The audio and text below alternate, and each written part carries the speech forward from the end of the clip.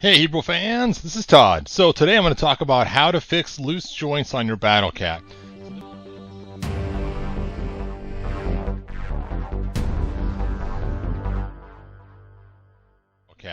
So there are two joints in particular that I'm most concerned about with this Battle Cat, and one is the head that falls really easily. Now there were two versions of Battle Cats that came out. The first one had a really loose head, and the second one, the head was actually tightened up a little bit, so this one's the second version, and so it does work better than the first version. But sometimes the helmet gets kind of heavy, and you guys know to line up the nose with the hole in the nose when you put it on. And so it's kind of nice is to have that fixed as well. Another issue is the midsection right here. Sometimes that gets really loose as well. So let's go ahead and take this saddle off, and let's go ahead and figure out how to fix both those issues at once. So there we go. So the first thing we have to do is figure out some way to have this have a little bit of resistance. Now, as you look at Battle Cat and the way he stands, hold on a second, there we go. If you carefully place him, just his feet being placed right will cause his middle part to be okay and not sag too much. Because then you have the actual saddle on there, which has a strap which goes right here where they meet. But if you start to try to pose him dynamically, then you come into all those issues of his, stomach getting all kind of twisted around. So normally, if you take and you pull this as straight as you can by having it go that way so the back, is low, you'll see you'll have the best position for this. So our goal is to pull the head up and to pull this section back. And so to do that, we're going to use this clear elasticy tape, stretch magic, which is used for creating some kind of beaded jewelry or something. So I'm going to take a piece of this.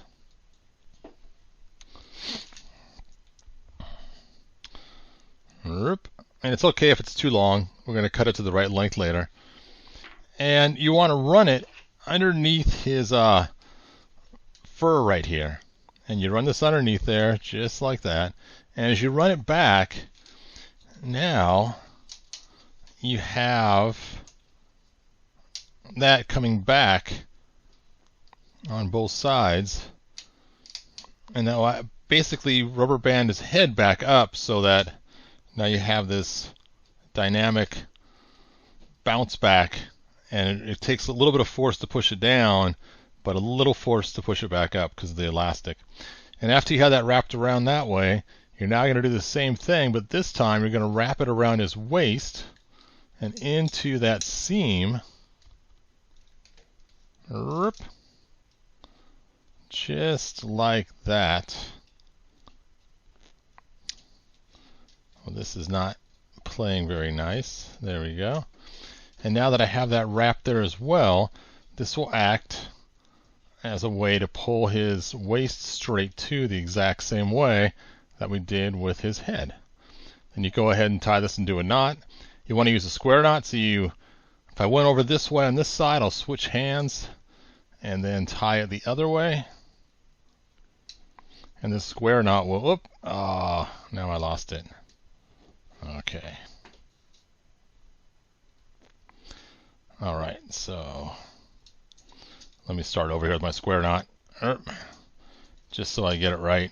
So you pull this, tie it around, pull it tight, switch hands, wrap it under, and get it through the hole again. And once you get this square knot locked in place, there we go, it's locked. Then do what's known as a surgical knot. That's where you make a hole and you wrap it around once and twice through the hole, and then cinch that down, and then switch hands again and do one more second half of the square knot, and you're set. Now this knot will slowly slip as time goes on. So what you want to do is you want to pull the knot up, and you want to put just one drop of super glue in there. Now be careful with the super glue, because the super glue can get everywhere really quick. I like to use the gel super glue so that I have a little bit of time to play with it.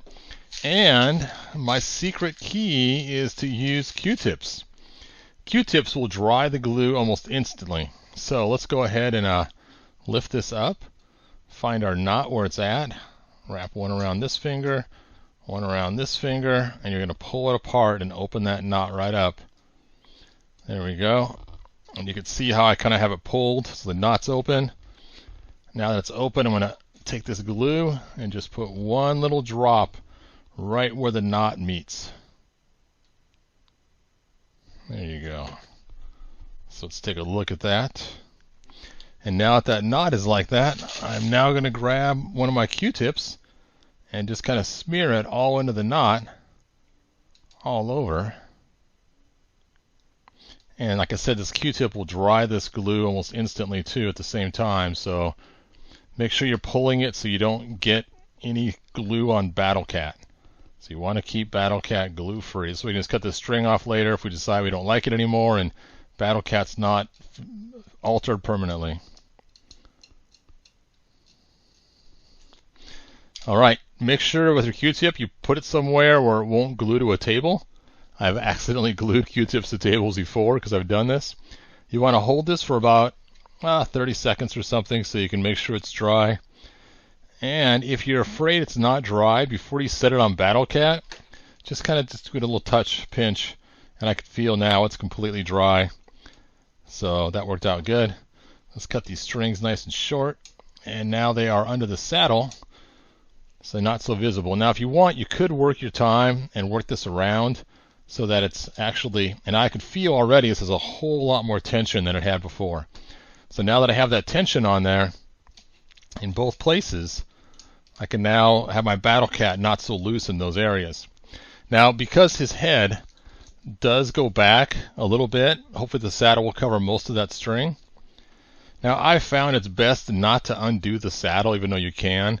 You can undo it in this spot right here, but when you undo it sometimes it's really hard to get it back together the way it came originally in the package. So I find it's better just to slip it on from behind, and it will slip right onto that spot right there. And it gets caught on the seam all the time. And there we go. And you can see it covers the majority of that elastic we put in there. So now you really can't see it too well, which is what we want. And then you stick on your helmet. And like always, line up the nose. And there you go. Now you got yourself a Battle Cat that's not quite as flipsy-flopsy when it comes to his two joints, his head joint. You can put it where you want and it will stay now. And the middle part is a whole lot tighter as well. Alright. That's it, you guys. Battle Cat. Yes, this Battle Cat so rocks. It is so cool. That's all I got. Thanks for watching. I will see you guys next video. Bye now.